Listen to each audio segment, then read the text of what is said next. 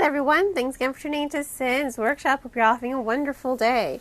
So today we are going to be discussing These Infinite Threads by Tahereh Mafi, best-selling author of the Shatter Me series and This Woven Kingdom, which was the predecessor to this novel.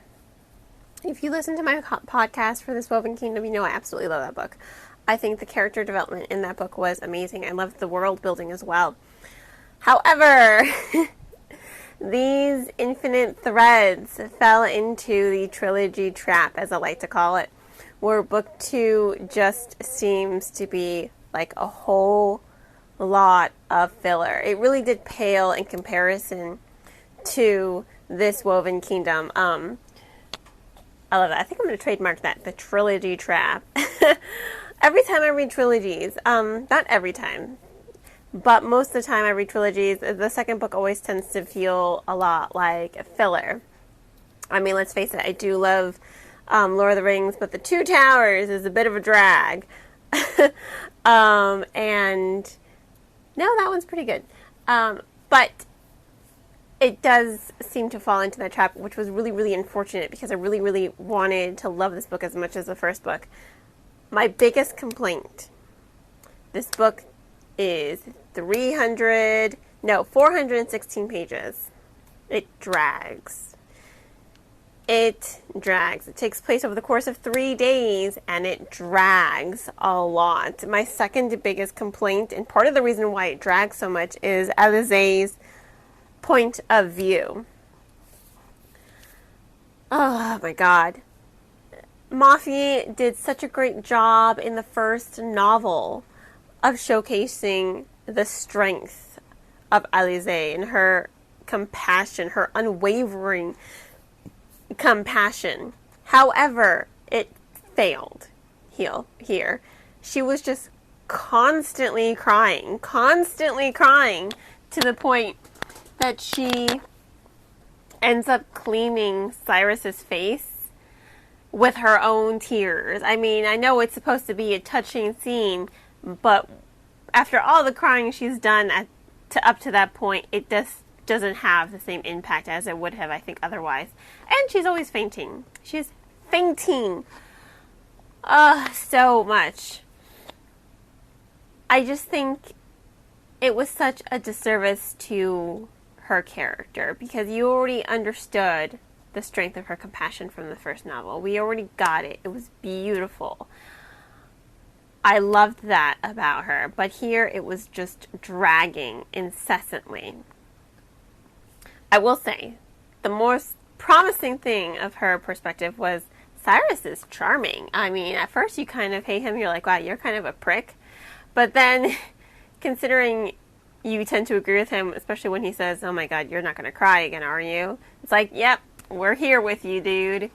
And then you find out just how tortured and angsty he is and how he has so little choice in his life. You're just like, wow, I feel for you. And he is quite charming. I do love him. And after this novel, I feel like he's a better love interest than Cameron.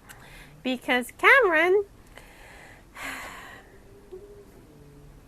it was just stagnant. And that's why this book just felt like filler.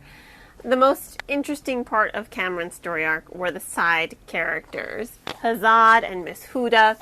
Miss Huda's hilarious, by the way, and I love her unwavering loyalty to Alizé, this girl she only met briefly. She's so unwaveringly loyal. She's like, nope, I don't care that I have a lot of money. I'm going to go get my hands dirty and come save this girl. But for Cameron, the most annoying thing about him is he's so single-mindedly blind, like he has tunnel vision. And that was his worst trait in the first novel. That I felt like he outgrew that by the end of the novel. It's why I like the first book so much. There's a lot of character development. And here it was like a lot of regression. And again, it made the plot drag. It's just like he's constantly angry. He's constantly annoyed. It's like, oh my god, get over it, dude. I know life has, been flipped over for you, but you need to just stop antagonizing everyone and get your head out of your, pardon my language, ass, and stop thinking everyone is out to get you. It was just, he was just very annoying. It just felt, like I said, the book just felt like a lot of filler, and it felt too long. I feel like it would have been better if Mafi had incorporated themes and topics that she's going to hopefully flesh out in the third novel into this novel. I think the book could have been half as long, incorporate parts from book 3 into this, and you still would have had a really solid book 3, because there's a lot of questions that need answering. So we'll see how that goes. I did like the book. Ultimately, it was okay. It wasn't my favorite. I do think it pales in comparison to the first novel, which I thought was fabulous. But we'll see how it goes. Am I still going to buy book 3? Of course I am. Of course. I have book 1 and book 2. I'm still going to buy it. I'm still going to read it. I'm just hoping that there is more character development. I'm kind of torn now because I prefer Cyrus to Cameron. So we'll see. We'll see how that goes. But yeah, All This Twisted Glory, that's book 3. I am looking forward to it. I am. So I do have to give this book 3 out of 5 stars, which is a star less than the first book. Like I said, it just drags. It's just dragging, and the character development just isn't there. So, once again, 3 out of 5 stars. If you yourself want to purchase the book, I will include links in the description below on where to purchase. And on that note, I hope you all have a wonderful rest of your day. Please don't forget to like this podcast, share it with all your book-loving friends, and subscribe to it. You can also become a supporter on any of my social media platforms, on Buy Me Coffee, Ko-fi, Patreon, or by purchasing one of my handmade candles. Once again, I hope you all have a wonderful rest of your day, and as always, happy reading.